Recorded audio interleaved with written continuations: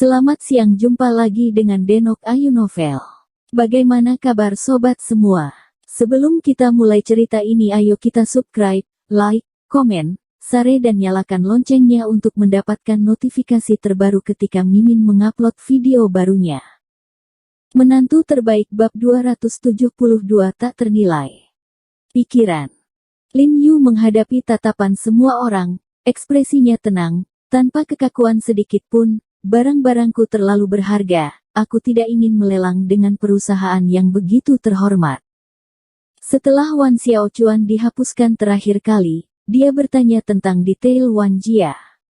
Tidak hanya Wan Siling yang tidak memiliki etika medis, tetapi Wan Sixun juga tidak memiliki etika bisnis, dan dia juga seorang master pencari keuntungan.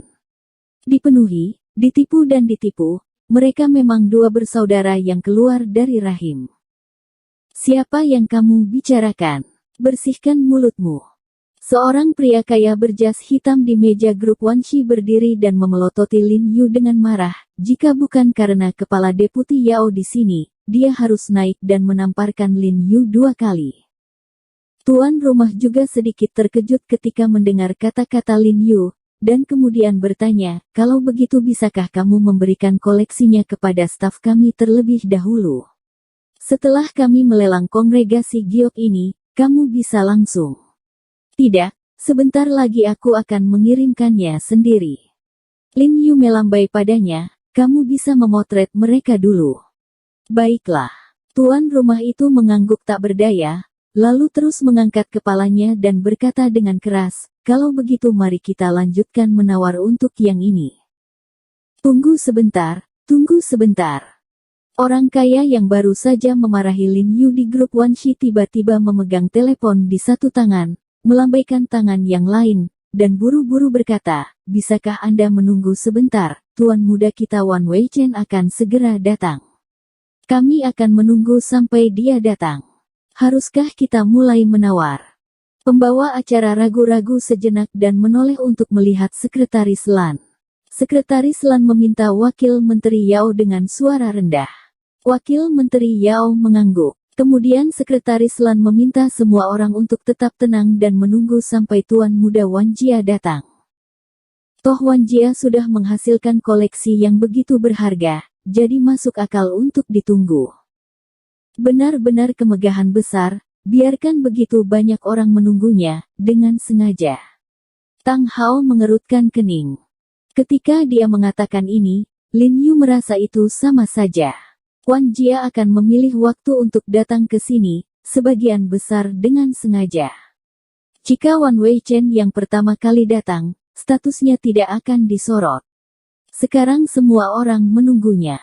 Semuanya ada padanya, yang bisa dikatakan telah membuat banyak wajah untuk grup Wanshi.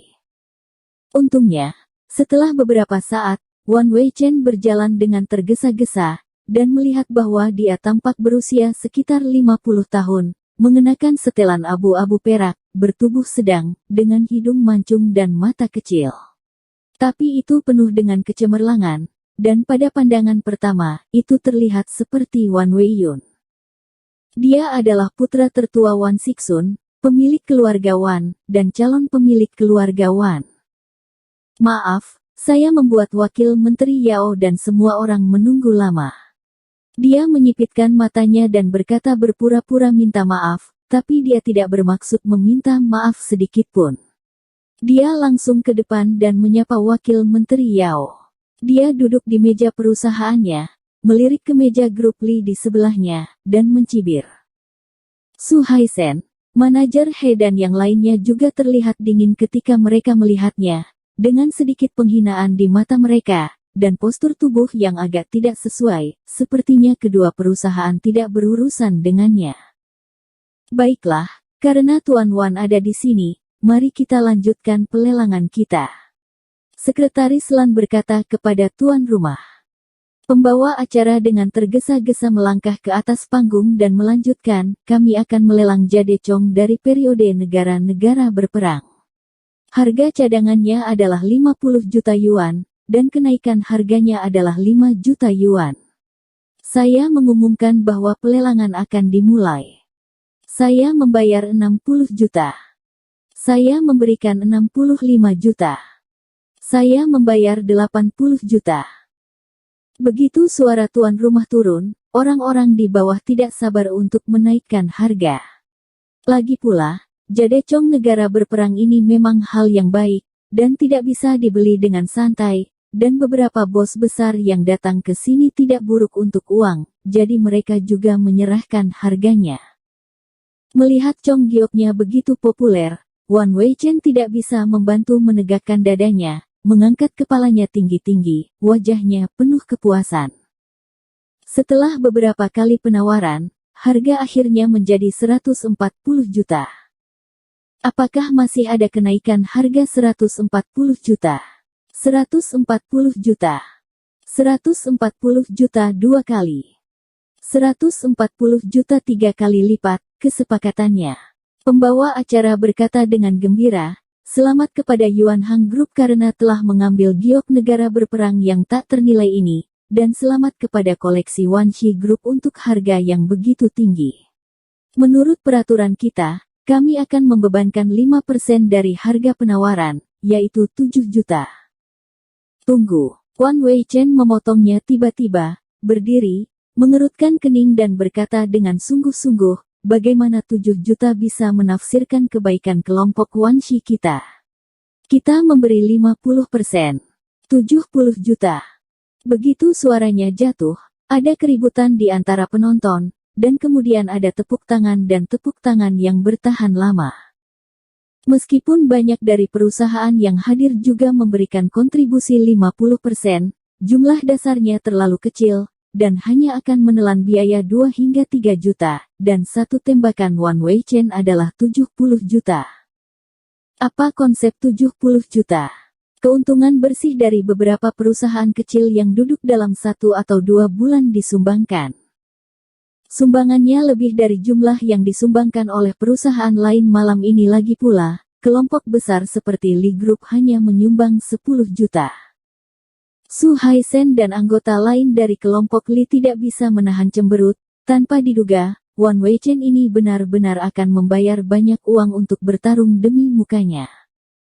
Wakil Menteri Yao mengangguk setuju, dan matanya penuh dengan persetujuan ketika dia melihat ke arah Wan Weichen, dan dia sangat bahagia, mereka mengumpulkan begitu banyak donasi malam ini, tetapi mereka mendapatkan cukup banyak wajah untuk Kementerian Perdagangan. Terima kasih Wanshi Group, saya yakin Anda adalah perusahaan yang sangat teliti dan bertanggung jawab, dan Anda pasti akan menempati posisi yang sangat penting di panggung internasional di masa depan. Sekretaris Lan bergegas ke panggung, penuh kegembiraan, lalu mengalihkan pandangannya ke arah Lin Yu, dan berkata sambil tersenyum, sekarang koleksi Wanshi Group sudah berakhir, kamu bisa mengambil harta tak ternilai. Ketika dia berbicara tentang harta tak berharga, dia menaikkan suaranya, dan nadanya penuh ejekan. Orang-orang yang duduk di sana secara alami mendengar arti dari kata-katanya, dan tertawa mereka semua menunggu untuk melihat harta karun yang menghancurkan bumi yang akan dibawa Lin Yu, yang mampu membunuh 140 juta giok negara berperang. Faktanya, bagi kebanyakan orang, Lin Yu kini telah menjadi bahan tertawaan di hati mereka. Mengetahui sebab dan akibat, Li Qianying juga memandang Lin Yu dengan sedikit khawatir, dan meremas telapak tangannya, cukup khawatir. Lin Yu memiliki wajah yang tenang, dan perlahan melangkah ke atas panggung di bawah sorotan mata semua orang, dan mengangkat kepalanya dan berkata, saya tidak tahu apa yang kalian tertawakan. Sekretaris Lan benar. Saya ingin menembak. Benda ini dapat dikatakan memiliki harga, tetapi tidak terlalu berlebihan untuk dikatakan bahwa ia tak ternilai harganya. Benarkah? Lalu kau mengambil sesuatu? Benar, saya pikir Anda akan bermain-main. Jika Anda tidak bisa mengeluarkan apapun, keluarlah dari ibu kota mulai sekarang. Orang-orang di bawah melihat Lin Yu begitu sombong dan segera mengutuknya. Wan Weichen memandang Lin Yu sambil tersenyum, tetapi ada rasa dingin dan kebencian di matanya. Dia telah melihat foto-foto itu dan tahu bahwa He Jiarong di depannya adalah orang yang mengejutkan paman keduanya dan memukul keponakannya. Itu adalah orang yang menginjak wajah Wan Jia di tanah dan menggilingnya dengan keras. Dia bersumpah bahwa suatu hari dia akan memotong anak ini 1000 pisau dan menghancurkan tulang dan abunya.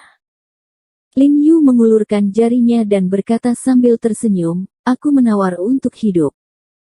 Semua orang tercengang ketika mendengar kata-katanya, dan kemudian semua orang di aula tertawa lagi, seolah-olah mereka telah mendengar lelucon paling konyol di dunia. Benar saja, anak ini tidak punya kentut. Dia merenggut nyawanya, tapi sayang hidupmu tidak sebanding dengan uang. Wah, apakah kamu gila? Kamu sangat jahat, siapa yang menginginkannya? Ya, apa-apaan kamu? Hidupmu tidak berharga di mata kami. Lin Yu masih terlihat acuh tak acuh, menepuk meja dengan keras, dan berkata dengan keras, "Saya sedang berbicara tentang hidup Anda, mengapa? Di mata Anda, kehidupan buruk Anda begitu tidak berharga. Persetan dengan ibumu, siapa yang kamu bicarakan? Nak, jaga kebersihan mulutmu. Apakah kamu mencari kematian?" Tawa semua orang berhenti tiba-tiba, dan mereka menunjuk ke arah Lin Yu dengan marah dan berteriak padanya, "Jika Wakil Menteri Yao ada di sana, mereka akan bergegas untuk melawan Lin Yu." "Diam, dengarkan dia." Wakil Menteri Yao mengerutkan kening dan menepuk meja, berteriak kepada semua orang, dan menatap Lin Yu dengan rasa ingin tahu, tidak mengerti obat apa yang dia jual di labu. Seluruh ruang konferensi kembali sunyi. "Terima kasih, Menteri Yao." Lin Yu mengangguk kepada Wakil Menteri Yao, lalu mengangkat kepalanya dan berkata, "Kamu berkata, meskipun saya bos Rongqing Meiyan, saya juga seorang dokter pengobatan Tiongkok. Yang ingin saya lelang selanjutnya adalah kualifikasi saya untuk pengobatan. Penawar tertinggi menang, saya bisa menyelamatkan nyawa dia atau keluarganya. Jika tidak ada pasien dalam keluarga, saya bisa memperpanjang periode ini tanpa batas, kapanpun, dimanapun, penyakit apa, termasuk penyakit terminal, selama ada nafas, aku akan mencoba yang terbaik untuk memperlakukannya hidup." Kata-kata Lin Yu tidak berlebihan, dengan kemampuannya yang sekarang, ia dapat sepenuhnya menyembuhkan penyakit yang tidak dapat disembuhkan seperti spina bifida dan kanker, serta penyakit ringan yang tidak dapat disembuhkan seperti rematik dan lupus eritematosus. Bahkan jika seseorang seperti Guo Zhaozong yang telah meninggal, dia bisa memaksanya hidup kembali. "Kamu menertawakanku, hanya mengandalkanmu. Masih pengobatan China, masih sangat muda, kemana keterampilan medis bisa pergi?" "Itu benar, jangan malu, membual dan tidak menyusun. Hehe. Kenapa kamu membuat kami percaya padamu? Apa rambutmu sudah tumbuh dewasa?" Semua orang mencibir kata-kata Lin Yu dan mempertanyakan dengan semua wajah mereka. Mereka tidak percaya seberapa pintar keterampilan medis yang bisa dimiliki seorang anak laki-laki berbulu bau. "Mengapa?" Lin Yu mencibir, mengangkat kepalanya, dan berkata dengan wajah percaya diri, "Itu karena aku menggunakan jarum untuk memenangkan markas Qianzitang dari Dr. Suci Wan Siling. Itu karena aku menggunakan keterampilan medisku untuk menjadikan Dr. Wan Siling." Putranya Wan Weiyun dengan hormat membenturkan kepalanya 3 kali di bawah plakat Hui Seng Tangku. Begitu suaranya turun, berikut ini tiba-tiba menjadi gelisah, dan banyak karyawan perusahaan telah mendengar hal ini. "Aku tahu ini. Benar-benar ada seorang pria muda yang memenangkan toko utama Qianzitang. Aku tidak menyangka itu adalah dia. Aku juga pernah mendengarnya. Sepertinya Wan Siling, dokter ajaib, membandingkan jarum suntik dengannya. Setelah kalah darinya, dia memberinya toko. Ya, dan hal yang diberikan putra Wan Siling kepadanya juga benar. Bibi kedua saya ada di sana dan menyaksikannya." Semua orang di ruangan itu membicarakannya, tetapi ekspresi Wan Weichen sangat dingin. Wajah yang baru saja dia bantu Wan Jia dicabut oleh Lin Yu dengan begitu cepat, tetapi sekarang dia hanya bisa marah, jika dia berdiri dan menegur kata-kata Lin Yu akan lebih memalukan untuk menarik perhatian semua orang. Saya tahu Anda tidak mempercayai saya. Saya akan membantu Anda saat itu juga. Saya akan menggunakan metode diagnosis tertinggi dalam pemeriksaan pengobatan Tiongkok Wangqi, untuk melihat semua orang. Lin Yu berkata sambil mengetuk meja dengan jari-jarinya yang ramping. Oke. Kalau begitu Anda bisa membantu saya melihatnya. Ini pertama kalinya saya mendengar bahwa seseorang dapat mendiagnosis suatu penyakit dalam sekejap. Apakah Anda benar-benar menganggap diri Anda sebagai peri? Seorang bos bertelinga besar yang duduk di beberapa meja pertama langsung berdiri. Aku bangkit dan bergegas untuk mendiagnosis Lin Yu. Kamu menderita kolesistitis akut. Lin Yu meliriknya dan berkata dengan lemah. Setiap kali setelah makan makanan berminyak, tiba-tiba ada rasa sakit parah yang terus-menerus di perut kanan atas dengan kejengkelan paroksismal. Setiap kali sakit, terasa sakit dan dia berbalik ke kanan. Radiasi di skapula, seringkali dengan gejala seperti mual, muntah, dan demam. Saya sudah minum obat penghilang rasa sakit seperti nitrogliserin dan petidin, tapi efeknya tidak bagus, bukan? Ya. Bos telinga besar tiba-tiba tampak terkejut, dan mengangguk. Saya tidak punya waktu untuk pergi ke rumah sakit untuk operasi, dan saya mendengar bahwa operasi itu menyakitkan. Anda memiliki cara untuk menyembuhkan saya tanpa operasi. Orang-orang di aula gempar mendengar ini, dan mereka sedikit terkejut. Mereka tidak menyangka bahwa dengan pandangan sekilas, mereka akan dapat melihat penyakit telinga besar ini dengan jelas, dan mereka juga meminum obat yang telah diminumnya. Itu tidak buruk sama sekali. Luar biasa. Tentu saja, bisa sembuh setelah 1 minggu pengobatan Tiongkok. Lin Yu percaya. Benarkah? Bos Big Ear sangat gembira dan buru-buru berkata, saya membeli kualifikasi Anda untuk pengobatan. Saya akan membayar 5 juta, tidak, 10 juta. Dia sekarang mengagumi Lin Yu, tetapi kelima tubuh itu melemparkan tanah, dan tidak sabar untuk membeli kualifikasi perawatan Lin Yu terlebih dahulu. Ia baru mengetahui gejala khusus kolesistitis ini setelah ke rumah sakit 3 atau 4 kali untuk mengetahuinya, dan obat yang diresepkan oleh rumah sakit tidak berhasil sama sekali. Bila sakit, akan berakibat fatal, seolah-olah seseorang menusuk perutnya dengan pisau. Hei, kenapa kamu terburu-buru? Kamu belum membantu kami melihatnya. Pada saat ini, seorang pria kurus berjas melihat kata-kata Lin Yu begitu akurat, dan dia tidak bisa duduk diam. Dia segera berdiri dan buru-buru berkata kepada Lin Yu dengan hormat, bisakah kamu membantuku untuk melihatnya juga? Bersambung. Terima kasih kepada kalian yang telah menonton video ini. Jangan lupa tekan tombol subscribe-nya dan nyalakan notifikasinya untuk mendapatkan video-video seru lainnya dari Denok Ayu Novel.